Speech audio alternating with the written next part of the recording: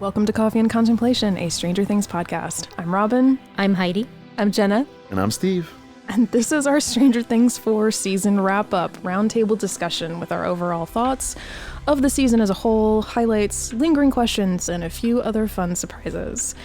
So this is a first. Not merging entirely separate conversations, but having a group discussion with all four of us in one room. Yeah. I'm so excited. We have a range of perspectives here, varying from appearances on the podcast, for me, who's been here the entire time, Heidi, who's been here most after me, Jenna, who's joined me in season 3, and Steve, who jumped in for season 4. I'm a dabbler. So this should be fun. Let's kick things off with what I'm calling a palate cleanser. Favorite characters, seasons, arcs, like basically what drew you to Stranger Things in the first place, and what has kept you coming back, like despite the frustrations that the show has thrown our way and kept you invested enough to, hop on the mic with me and look at the show critically, because as we know, once you do that, it can often drastically change your relationship to something like this. So I've been thinking about this question because we talked about that this was going to be one of the things that we were going to talk about. And as for who is my all-time favorite character, I both very confidently say 11, point blank period. But also at the same time, I don't know that I have an actual favorite character, because one of the things that keeps me coming back to the show is how strong of an ensemble cast it is, and how all of the characters, even if I don't necessarily relate to them individually, they're all so interesting, and they all develop in such interesting ways, and the way that they interact with all the other characters is so strong and so valuable. Even the really minor characters, even though they're minor characters, they're so complex. So that is definitely my answer for what keeps me coming back. Even when I get frustrated, for example, like I said, I wasn't really down for 11's arc this season because I felt like it was clunky in a lot of ways. But despite that, there were so many interesting arcs with all of the other characters, like Hopper's arc and the kind of emotional journey that he took. So characterization is huge for me no matter what I'm watching. And it's a real strength of Stranger Things.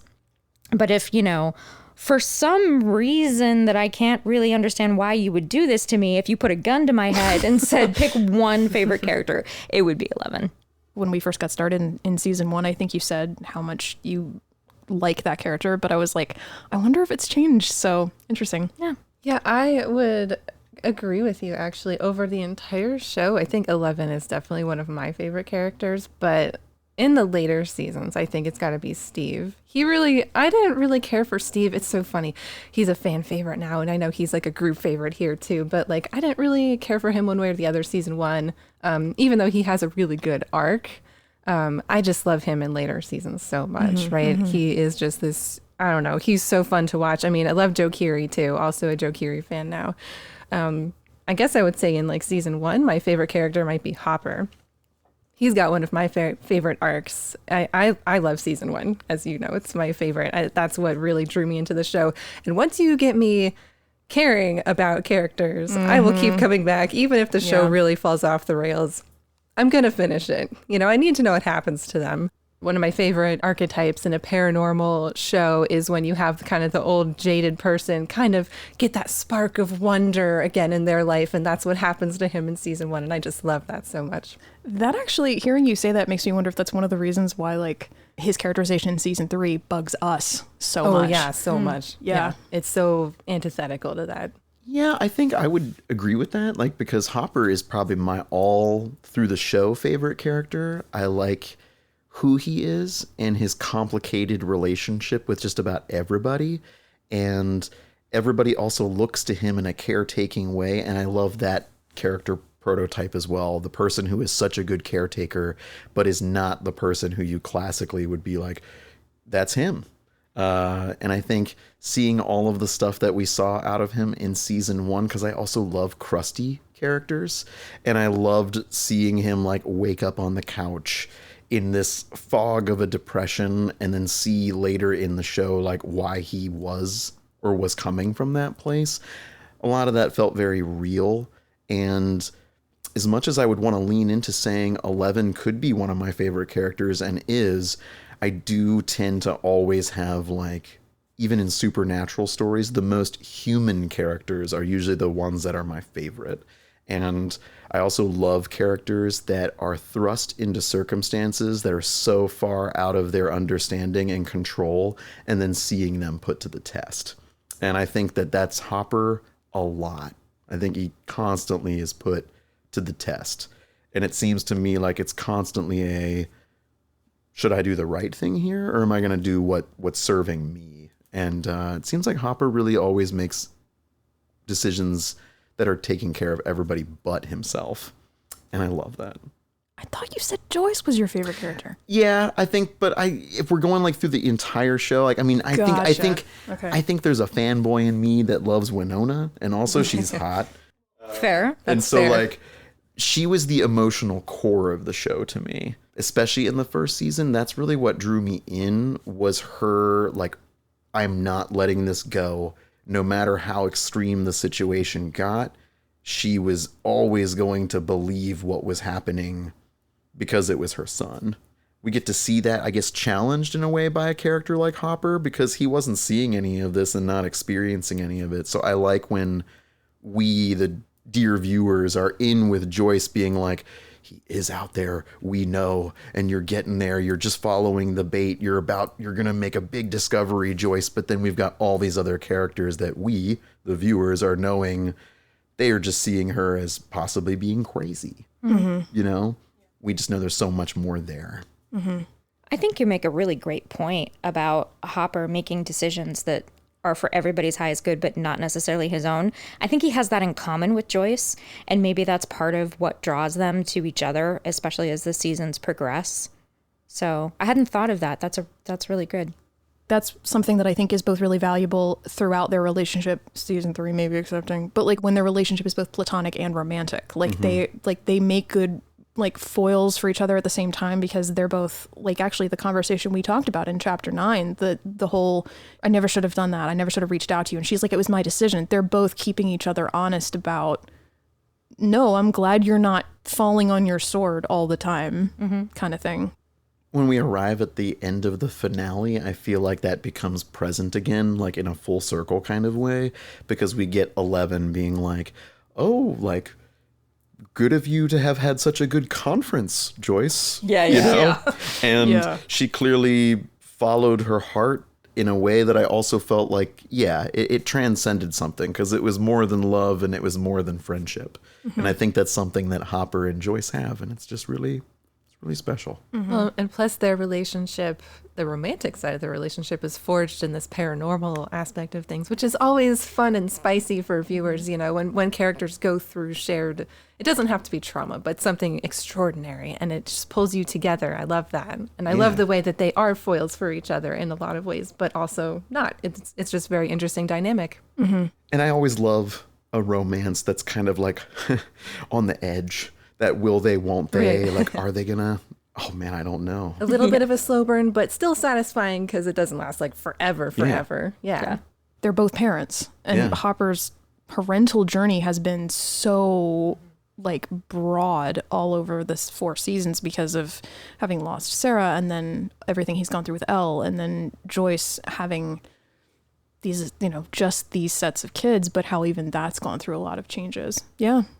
As for me, I mean, I don't think it's going to be any secret or surprise. I've talked over the course of the podcast about how Steve is my favorite character for very specific reasons. But something I've been learning about myself in the last few years is how much atmosphere and setting, how important those elements are to me, both as a writer and as a consumer, as a viewer, as a reader. And I think one of the things that doesn't get talked about as much about Stranger Things, that I think actually hooked a lot of us without it being like necessarily super obvious, is the setting of Hawkins. Hawkins is very much character. We've all talked about it at various points about how the Hawkins arc is the strongest in season 4.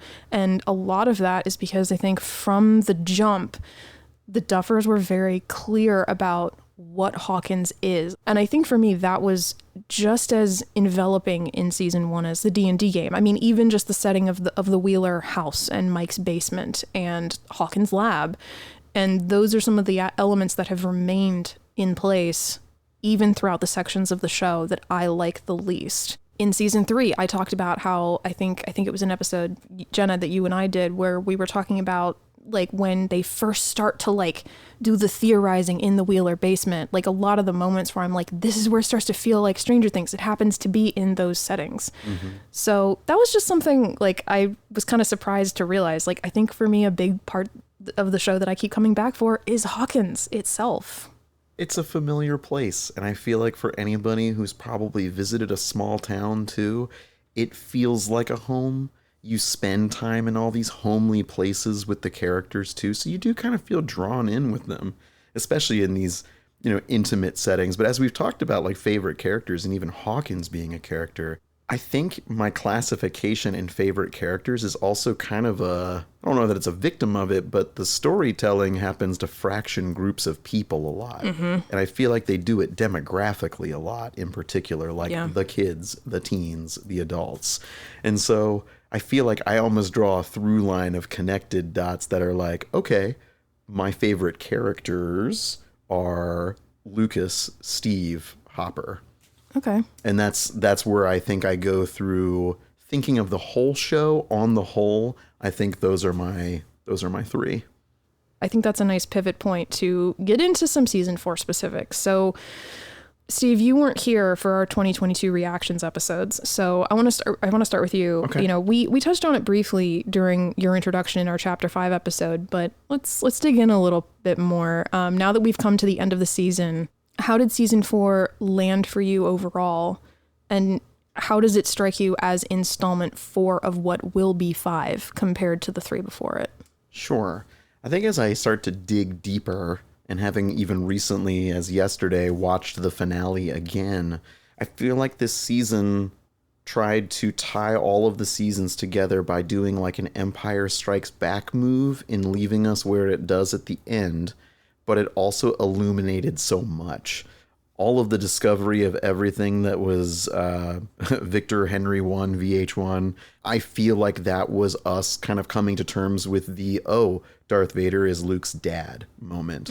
Because now all of a sudden so many things made more sense. There's things now that if I go back and watch season 1, it makes sense. Or just where VH1 has been in all of this the whole time now, I start to question or wonder. So it makes my rewatching like a whole new re-examination of the show. Even though when I think about seasons on the whole, season 1 is hands down my favorite. I agree there. I think that's definitely the best amount of exposition to I'm leaning into. I felt satisfied with how it ended too.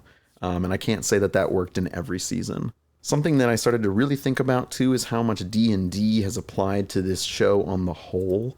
And sometimes I wonder if the way that this season came together, a popular story in D&D lore or mechanism to use in RPGs, is like the spell convergence, or just when planes start to converge. So at what point in time did the Duffer Brothers receive the prompt that was, how do you tell a D&D story, but in the 80s, and use some of the elements of D&D? Because as I took a screenwriting class last year, I start to wonder, like, what prompted this thought? Tell a D&D adventure story, because that's what this whole thing has been. Well, that's interesting that you mentioned that, though, because that was something Jenna and I talked about a little bit, I think this season in Chapter 2, but we talked about it a bit in Season 3, about how there was a very different attitude towards D&D in Season 3. Then in Season 4, it came back with such a vengeance. I mean, with the Hellfire Club in particular, it became so much more prevalent, and it felt way more cohesive with Seasons 1 and 2. But at the same time, more critically, we were thinking, does this actually still work? So that's interesting to hear that perspective on it. Yeah, I think on the whole, season 3 is probably my weakest. And then applying that D&D formula as well, I feel like each season kind of had that mystery creature, where it was like Demogorgon, Mind Flayer. Season 3 was kind of void of what could have been something unique or drawing us in on this classic Scooby-Doo adventure season formula of what is the mystery creature. Oh Lord, it's this, and it was created by Hawkins again. Oh no.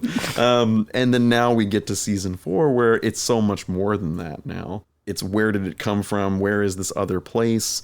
Where was Henry Vecna during all of this time? What is that world? I have so many more questions now, so I'm excited. Like, maybe I was on kind of a roller coaster journey through season 4, but I'm very excited about the end. Heidi and Jenna, rather than retreading the same territory that we covered in those 2022 episodes, I'd like to hear from you guys, what were your biggest surprises of season 4 coming back to it for the podcast? Of the things that had changed from 2022, what were the things that surprised you the most?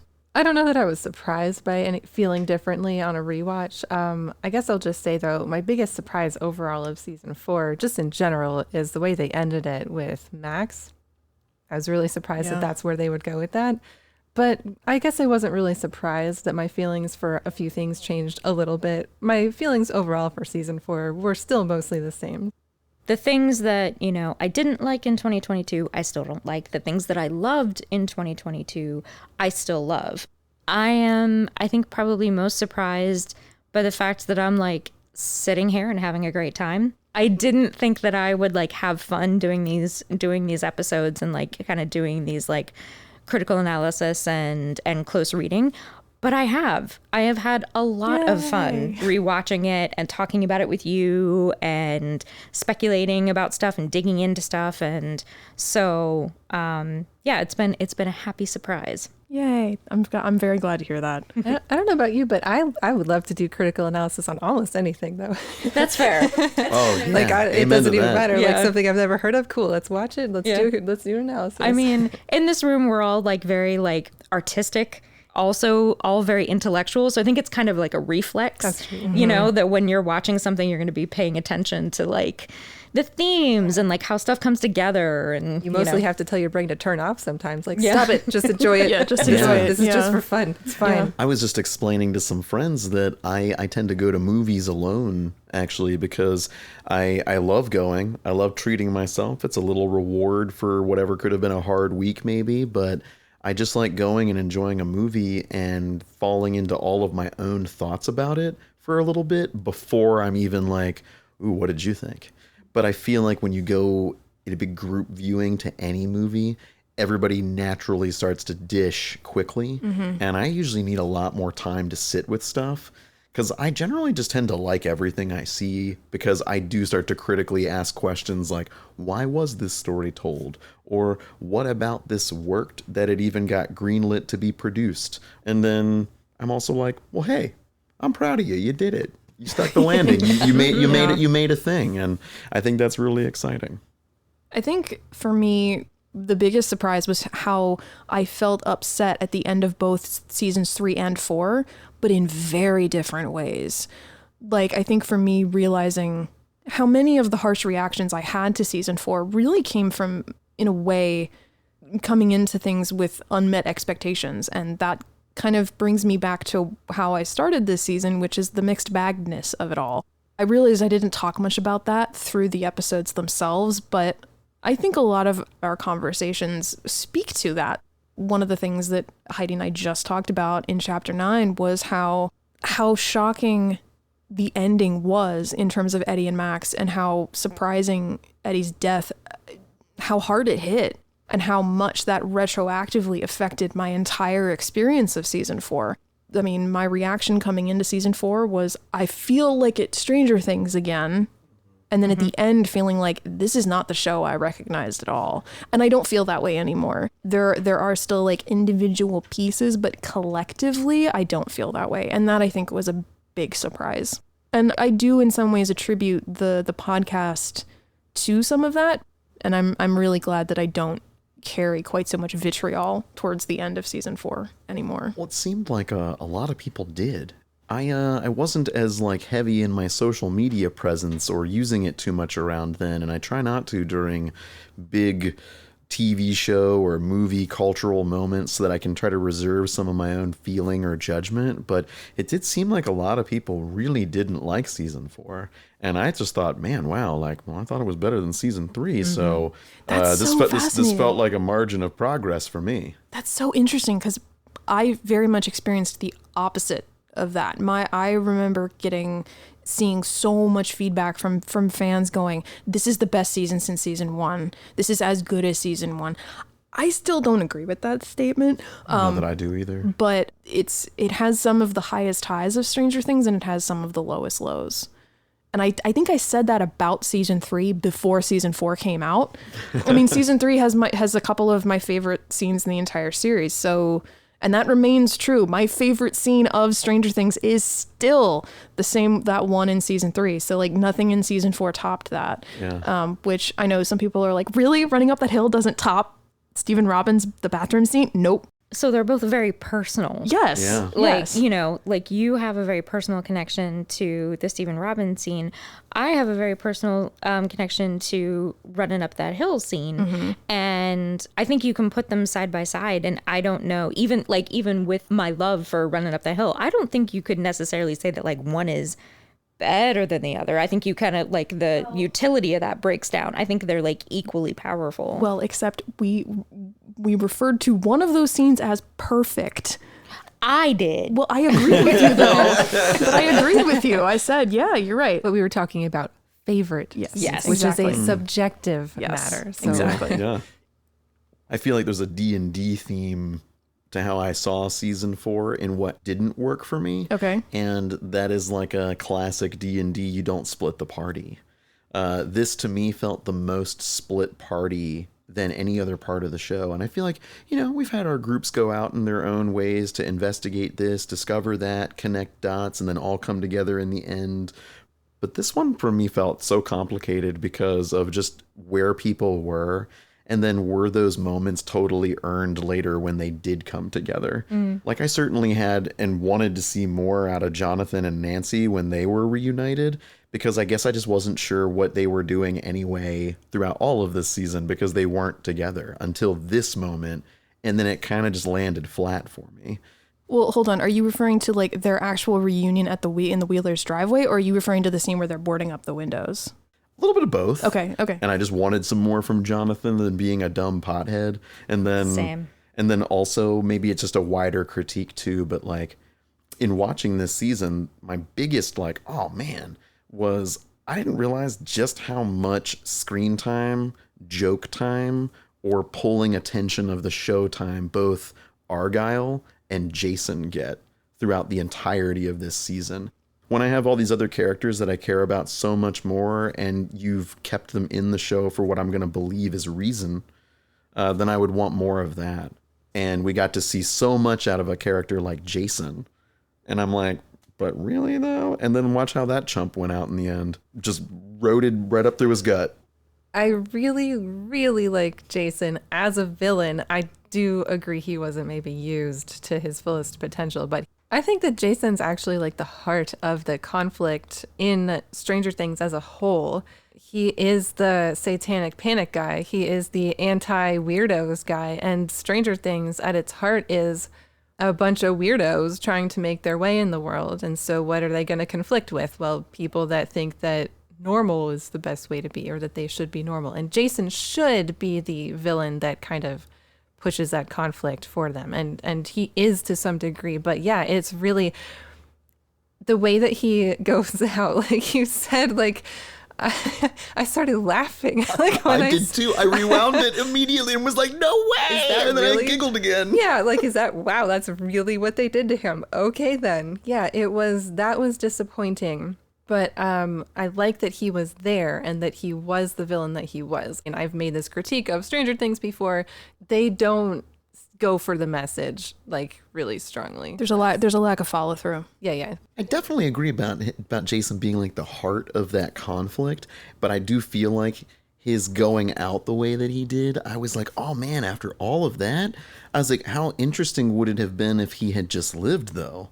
I was like, because he saw all of this, and I was like, man, that could have just Or died by his own hubris or something. That's Beautiful. That's what my husband said. He was like, I wanted him to like die, or maybe not die, but be brought down by his own doing, basically. That would have been so satisfying. But this season is not exactly the most satisfying. Like you were saying, the parties don't come together. Some of the more satisfying moments in the earlier seasons are when they do come together and they pool their information, they figure things out together. It's so, it's great. Even if not every single person is there, still a bunch of them are. And in this season, we really don't get that quite as much. I think the thing you're both are hitting on is this idea that like the introduction of those characters are both really strong. I think that the inclusion of those characters is really strong. I think that they both, even are, including Argyle, because I do think that to some degree you do need some of that levity. The problem is that they sort of back themselves into this corner where they introduce characters really well. It's like both one of their strongest qualities about this show is that they really introduce very compelling characters and then kill them. Well, they either kill them or they don't follow through with them. Yeah. Like Lost Sister right there. It's a kind of a catch-22. It's kind of an impasse with introducing characters like that because, Heidi, you said it before. I think I'd even credited you again last episode, or very recently anyway, about how Jason is such a fully realized villain in terms of what he represents in the real world and how valuable that is. But I also don't disagree with you that it like, as much as I appreciate Jason and Argyle as characters and I value their inclusion in this season, it does take attention away from some of the other characters. Now, I personally think there are other aspects of season 4 that they could have nipped and tucked. Like like I said, it's like a catch-22 of they introduce really good characters and that's why they keep, that's why I think the argument is there in the fandom of like, but they need to kill more people off because it's too big. It's too big of a roster. And not because of Eddie, the idea of like, you got to stop introducing characters either to kill them off or to have them take up screen time. My honestly most objective biggest critique of season 4 is that I do not agree with however you want to phrase it. Like, I don't feel that Elle's powers should have stayed gone. Like this whole arc that she had to go on to get her powers back, I think is reductive based on the journeys that she as a character has already gone through. And I think that like the only reason that she ended up going on this arc is because they were like, well, she's one of our main characters. She has to have an arc. But I really agree with the split party.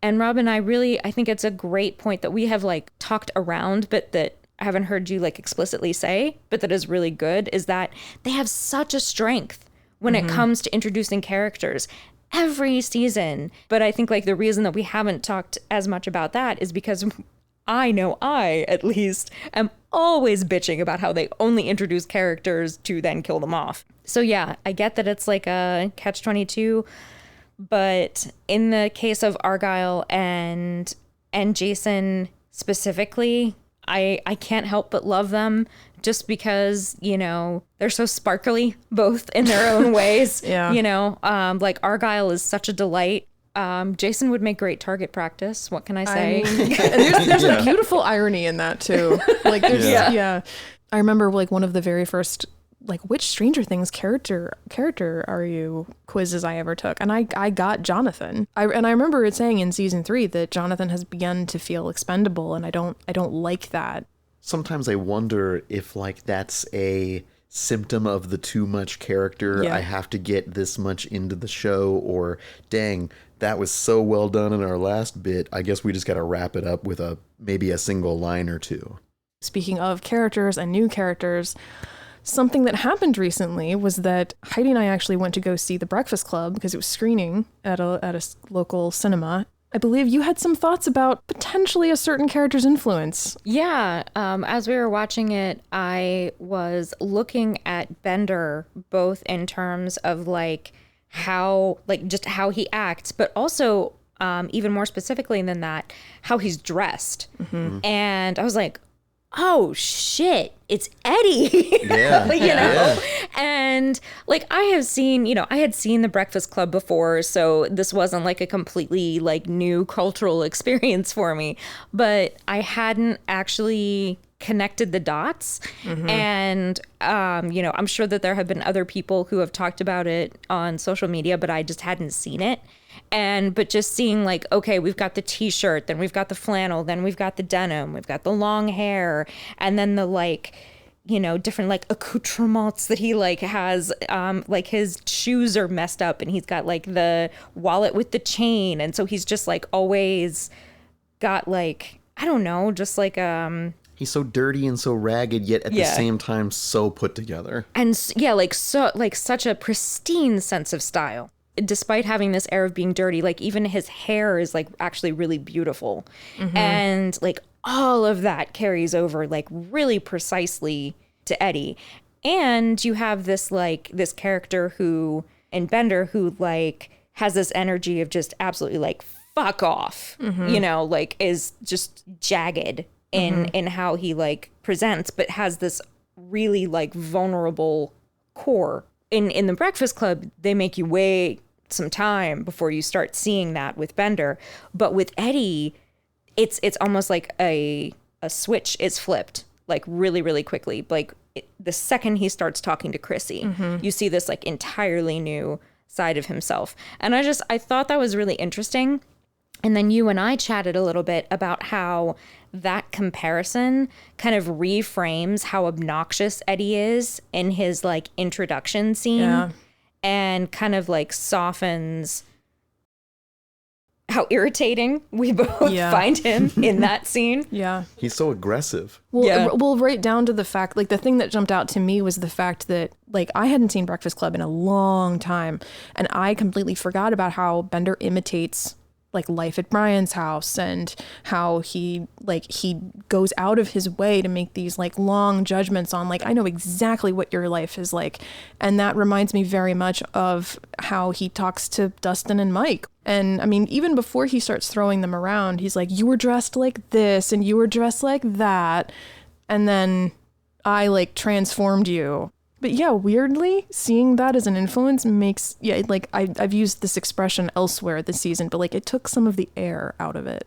Speaking about things too, like Breakfast Club being an influence, I feel like there's so many 80s, I don't know, spheres of culture that are influencing Stranger Things. Like we had talked about Footloose. Obviously, so many different horror elements that influence this too. And I love that this season brought in Robert Englund. And in talking about, the tone again, the geographical locations being different, this is where Russia also, once again, really does not fit for me because there was so much, even in California, I felt the 80s pot Cheech and Chong movie, but also there was actually still some sense of agency in those movies with what those characters were doing, even if they were just on like a high trip. And so I felt that influence, but the Russia one is where I'm just like, wow, I really don't see where this one fits in the formula or doesn't work for me. I don't feel the 80s horror influence, and I just didn't feel it all coming together. So Russia really does come to me every time, and I'm just going to riff on that too. It just feels like I hit this halt of like, oh, I'm in a different movie now. Mm-hmm. Tonal whiplash is strong in this season. Yeah. Like Robin said earlier. Well, but also... the Russia arc is constantly having to try to justify its existence because it's not connected. I think all four of us have said at one point this season how the Russia arc, point blank, it has no connection to Hawkins at all. And I really feel like one of the things that I was surprised by the most in season 4 was that Hopper was not in the Upside Down. I was so sure that when they did that stinger at the end of season 3, that Hopper was going to be in the Upside Down and the American, in quotes, was Brenner. Because if that had been the case, it would have tied Russia to Hawkins so much more strongly. Yeah. And a lot of people disagreed with me. I mean, I think it was like, no way, it's got to be Hopper. That makes way more sense. And I'm like, it's the more obvious thing to do. Yeah. And I think my thought was, yeah, you're probably right, but I hope that it's Brenner. And then I hope that Hopper's in the Upside Down. And I just feel like that would have been so cool. Yeah. Yes, can confirm. I'm already like, that would have been so cool. And it would have condensed so much of it. So I think Jenna and Steve, I think you two are on one side of this, and I think Heidi and I are on the other, which is, I think we're all in agreement that like Russia feels very separate. Yeah. But I think you two feel more like it's just not as compelling. But I think Heidi and I think enjoy it a little more than the two of you did. That's just Probably. an impression. Yeah, probably. It's compelling, but Yeah. it's just, I don't know what it is. It's not what I expected out of the show, maybe. I'll go ahead and say that that's probably another big surprise, was that like in the rewatch, I found that I actively enjoyed those sequences more than I think I did the first time through, because I was like, yeah, this is completely irrelevant, but it's the way it's constructed is more compelling to me than the California arc. Sure. But I think I enjoyed it probably more on this second watch because I knew how much deep characterization we were going to be getting into with Hopper. Like, That's I fair. mean, those like conversations between him and Antonov Enzo, and him talking about his experience in Vietnam and him talking about his daughter, like that is some incredible payoff that we know that these things happened to him, but we haven't heard him talk about it quite in that way. And like that underlying thing of like, this is my fault, even though we know, of course, it's not. Yeah, looking forward to that and knowing where the journey was headed and knowing like where Hopper was going to end up character-wise, I think made it a little bit more worth it to me. Despite, you know, again, when I step back and I'm like, if I'm looking at like the season as if it's like a map, you know, it doesn't, this is a puzzle piece that doesn't fit. that's fair. A lot of the bloat in this season, I think, is in Russia.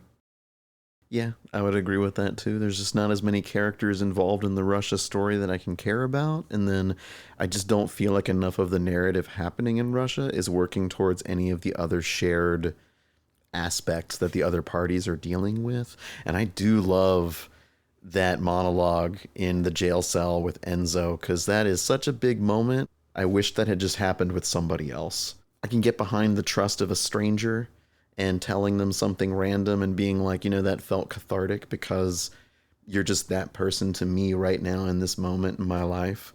But there was a part of me that was like, man, I really wish that had happened with like Joyce. Yeah. I think it's possible we're going to get some of that sort of stuff in season 5. Hope so. I think they're saving it. For I that. think mostly that monologue was meant to be between us and Hopper, though. Like, Yeah. it didn't Oh, even I really like matter that. who else was in, who he was actually talking to. And I was actually surprised because I remember in some of the, maybe not marketing, but the coming up on season 4, David Harbour was talking about how, yeah, in this season we're going to get into more of Hopper's war experience. And I was surprised at how much Russia stuff there was that didn't have anything to do with his backstory. That's why I feel like the bloat was all there. Like, we finally got that one monologue, which was really good, but I had been expecting more the entire time. So that was just kind of funny. The difference between California and Russia, I think, apart from the one sequence at Susie's house, I think the difference between the two in terms of how the run times are padded is in Russia, it is exactly that. It's just padded runtime. It's things that could have been drastically condensed. And then the other side of that is that California, it's just a lot of toing and froing. It's, okay, we have to get them here. We need this to happen. And then the kind of connecting piece of that is Joyce and Murray. Like, until they get to Hopper, they kind of have both. It's toing and froing, and it's a bunch of stuff that could have been condensed. How freaking long are these episodes? Yeah. Like, come on, guys. Yeah. The geographic distance. And I understand they wanted the 4 groups for season 4.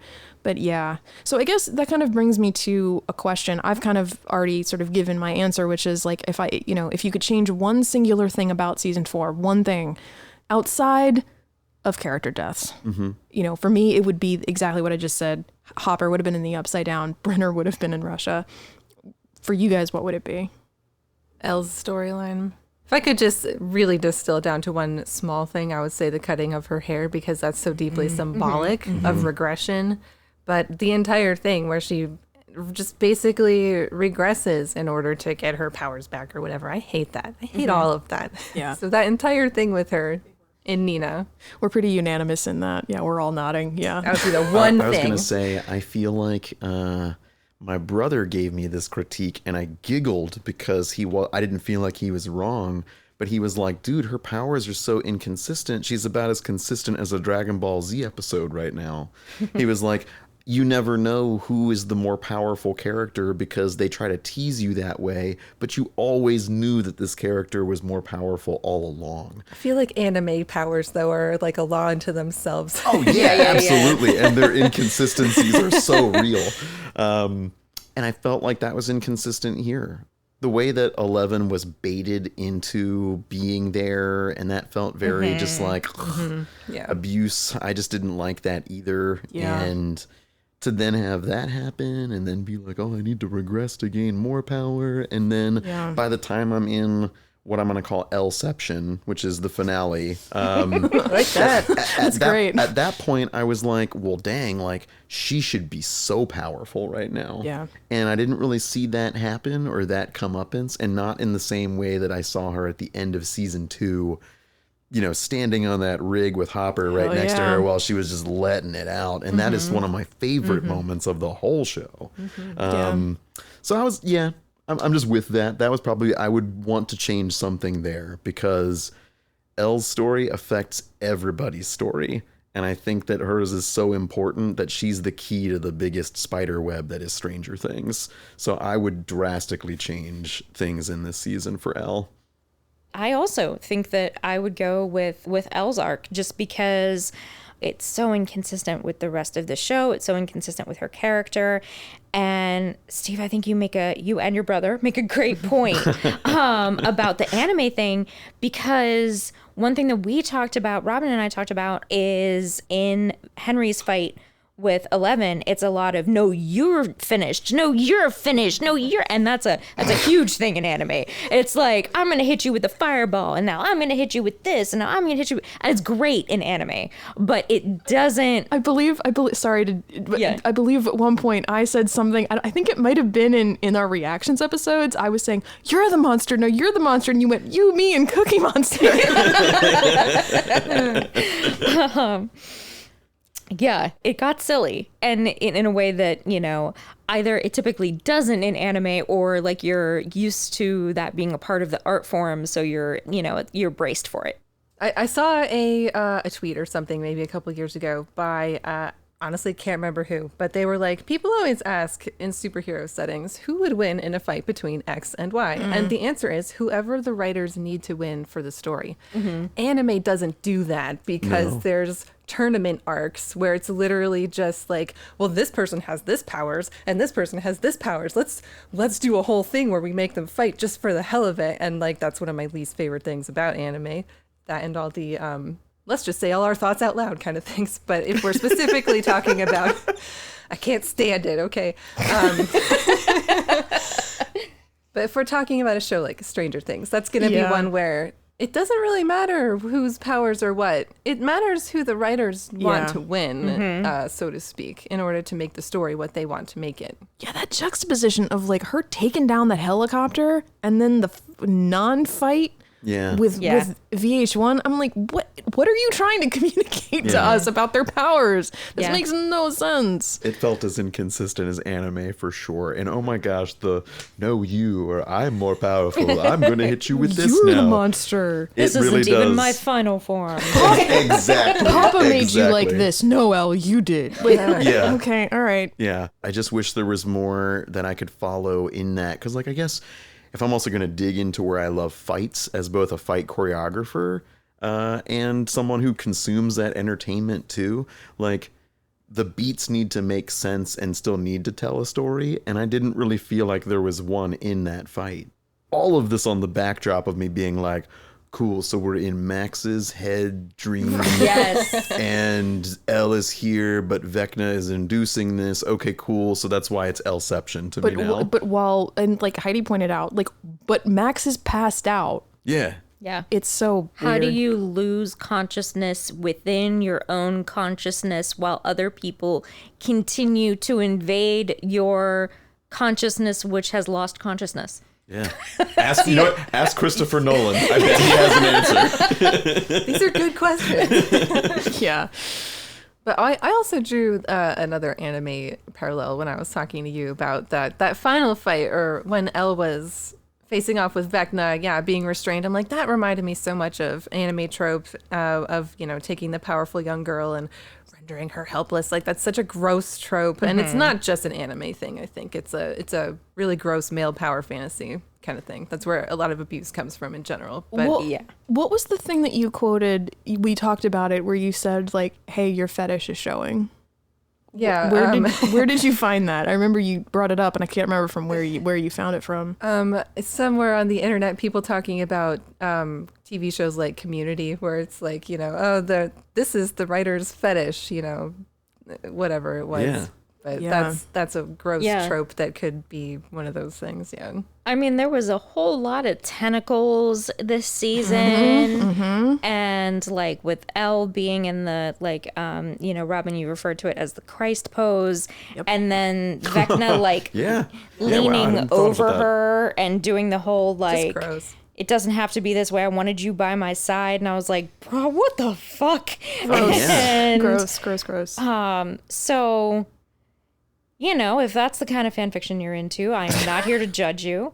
However, the symbolism was very, very clear. Yeah. And I don't want people to say things like, oh, but then we have Nancy and we have, we don't do the same thing with these other female characters. And I would say, well, it doesn't fucking matter because we have it here with Elle. We have it here. It's enough right here to be bad. And to a very real extent, we have it with Max as well. Yes. It's different, but it comes from the same. And one of the things is, this is making me think of a quote I read it was in Trevor Noah's book. His mom said to him, well, I married a man like your dad because, or he wanted to marry me because certain type of abusers don't want weak women. They want a powerful woman that they can subdue. That's a fantasy, a power fantasy that a lot of men have. And that's kind of what I feel like happens here. Max is a very strong personality and Elle is very powerful. So they get to beat down these particular, strong-willed girls, not even women, and it's just gross.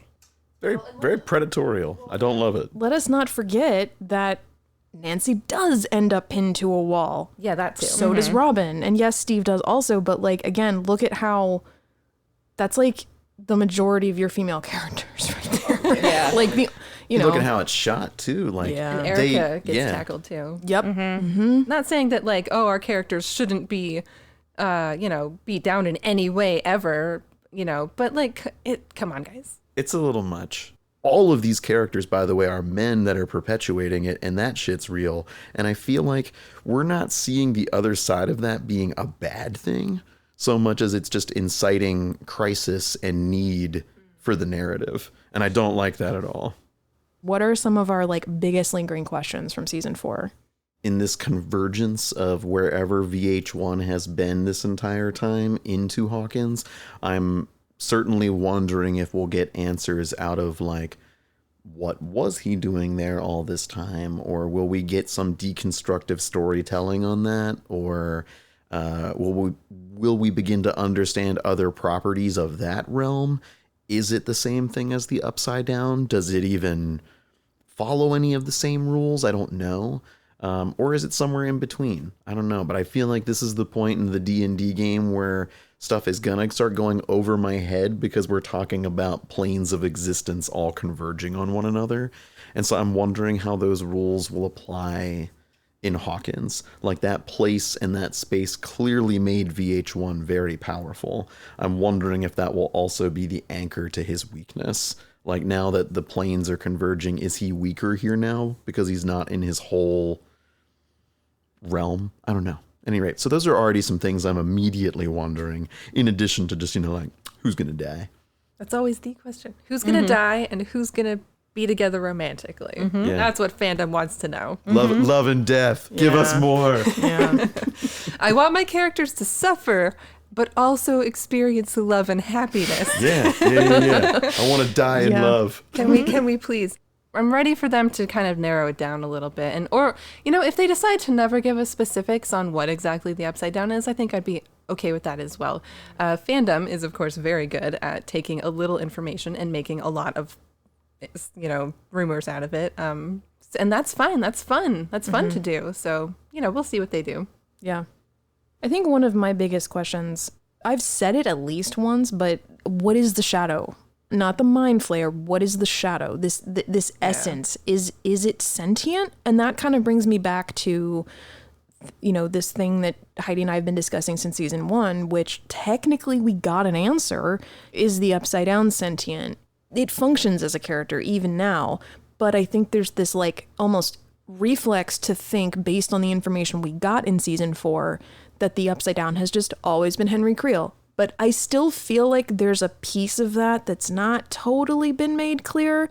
Is it just literally an atmospheric energy that he was able to channel, like a dust cloud, or is it some kind of sentient force? So whether that ends up playing a role in kind of like what you said, Steve, about like, is that going to be like how they defeat him, or is it just a kind of background information that we still don't have that might just make the whole thing kind of pull just that much more into focus? Curious, what other horror movie influences in particular could be out there? Because every season has had pretty strong, like, horror contributions to it. Yeah. So something we talked about last year, I think, was the Duffer Brothers are going to work on some other horror adaptation. I think it was a Stephen King thing, wasn't it? Do you remember what that was? Don't remember what it was. I know that they've talked about their next the first like Upside Down Pictures production they're going to do is another series, but it's an original. Yeah, there was some drop other a goog. adaptation. I'm curious. It was The Talisman, Oh, that's right. which was written by Stephen King and another guy And that's what whose name doesn't matter. And other guys. Sorry, other author. and that's what Lucas is reading Yes. to Max. They Yeah. actually apparently were maybe going to adapt that. Oh, Did wow. it? I wonder if it went through. The only Well, news nothing's going through right now. The last time I could find on a 2-minute Google search that they talked about it was I think it was May. They talked about it a little bit. Haven't seen anything since then, so who knows? Yeah. I guess we'll have to see. We'll have to see where that goes. Time will tell. It would be interesting to see what that would look like, because they've done a lot of pastiche of Stephen King. It would be interesting to see, like, Yeah. okay, what does their take on an actual Stephen King That'd be pretty property cool. look like? Yeah. I'm here for it. Yeah. And which members of this enormous cast are they going to borrow? Also probably true. Because I could stand for the Duffer Brothers to turn into like a Mike Flanagan of sorts, where they have their own troupe of people that continue to make more stories, more adventures, and then cherry pick a handful of folks along the way. I would really love that. But I'm much more excited about the next series they're going to work on is called The Burrows. And according to this article from Tadum, the series takes place in a picturesque retirement community in New Mexico desert, where a group of, you guessed it, unlikely heroes must band together to defeat an otherworldly threat from stealing the one thing that they don't have: time. According to the creators and showrunners Jeffrey Addis and Will Matthews, who are alums of the Dark Crystal Age of Resistance, making The Burrows alongside the Duffer Brothers has been a, quote, dream come true. So I'm interested in that premise just from that. Like, genuinely, I'm a lot more interested in that than like any other adaptation that they might do, because this feels like a lot of the same elements that they had with Stranger Things. But if it's a retirement community, that makes me think that we might have some older protagonists, which, like, I think that would be kind of interesting. And then That'd be maybe sweet. like some people working at the facility who might be younger.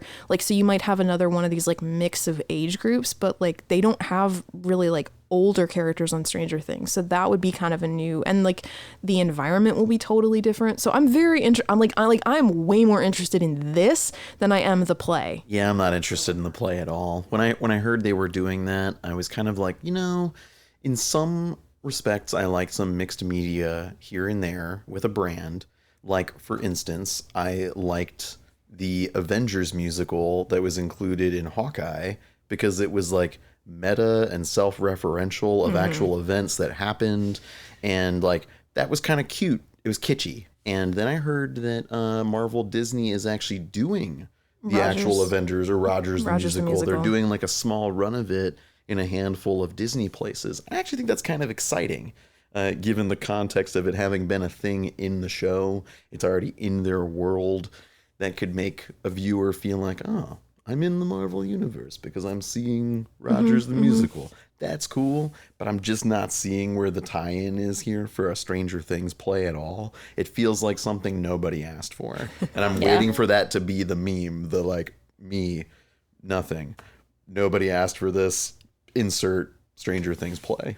What I thought at first was, this is going to be a character study. This is going to be like, because the premise initially was, we know that it's in the 70s. It's Hopper, Joyce, Bob. They all are in Hawkins High. It's right before they graduate. It's right before Hopper goes to Vietnam. That felt like, okay, if this is like a slice of life, it's just like, what were their lives like right before? Cool. That actually I could be interested in. I won't be able to see it in London's West End anytime soon, but that at least I can appreciate what it's for. And then when they added the deal in the synopsis of, but then new student Henry Creel comes to town, I'm like, why go there? Yeah, like, prequels are so difficult to do, making it, then it's going to be inaccessible. Like, if it was a novel, I might be more interested, but because it would be accessible. And I'm wondering if they're going to do like what they did with like The Cursed Child, which is they will release the play. Yeah. And I wonder if that's going to be their way of making it accessible to everybody, but it's a weird move. Like, it's an odd direction, like, especially when they've had so much success with the graphic novels and the companion novels that they've released. It just seemed like a surprising direction. Yeah, like I love multimedia format, and I love being a fan of a franchise or a thing and being able to relish more than just, I guess, the original property. So in this case, the Netflix show. But then I start to wonder things like, I'm going to pull something out of thin air here, but I don't know if anybody here has ever played Kingdom Hearts, but I loved that game. There are 3 major installments of that game, and then there's a whole bunch of offshoots that I'm just kind of like, wait, what? Why do you even have these? Why do they have all these silly titles when there's just Kingdom Hearts 1, 2, and 3? So in the Stranger Things sense, for me, this is one where I'm like, I'm probably going to be a purist here, but the show is just going to be the only thing that's really going to exist for me. If you, the listener, are like super excited about the play, have my extra viewings. Like, absolutely enjoy it. Don't let me yuck your yum, but I'm not really all that interested in it. Just in that same D&D vein real quick, just want to also shamelessly say that there is a great 5th edition Dungeons & Dragons pack out there that is out of print now, I think, but it's Stranger Things oriented, and it entreats you to be a kid in the town of Hawkins, and that these events are going on, but that you are just adjacent to all of it. And it's sort of like, what do you and your pals do? So it's your party. And it's sort of like I'm riding my bike through Hawkins and I'm doing this and I'm going to go meet up with Jenna and Heidi and we're going to talk about what we investigated last night at the school. That was the first time I'd ever played a game that kind of gave us rules that were like, you can't just be the character that you totally want. Like, you are a kid. Mm-hmm, right. And you have to play as a kid in that campaign module. And that started a whole new something in me and those players, because we were just like, wow, we've never all just decided as a group something like, let's all play as kids. Yeah. And that was fun both for our inner childs and spirit, as well as it was fun for the game. Yeah, please play. So much good discussion happening here. But this is turning into a mammoth-sized episode. So what we're going to do is we're actually going to pause our discussion right here, and we're going to split this discussion into 2 episodes, maybe 3. And so, yeah, this is going to conclude our conversation for the moment on our general season 4 wrap-up thoughts and our lingering questions. In our next episode, we'll be talking about hopes, fears, expectations. There will probably be a few clips from my conversation that I had also with Ashley and Jasmine back in chapter 3 regarding some of their hopes, fears, and expectations. And then there may very well be a little bonus episode that will be D&D themed.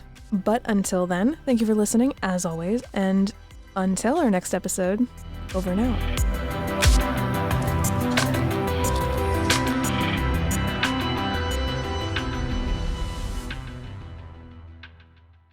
Did you have any like big lingering questions? Yeah, what the fuck? Yeah. Nailed it. Yeah. What the fuck? Vecna upside down. Yeah. Just in general. Yeah. Feel like we all 4 of us talked about this, and I didn't even think of that. Season 4 wrap up. We have 4 people. I just thought of that. Yeah. Anyway.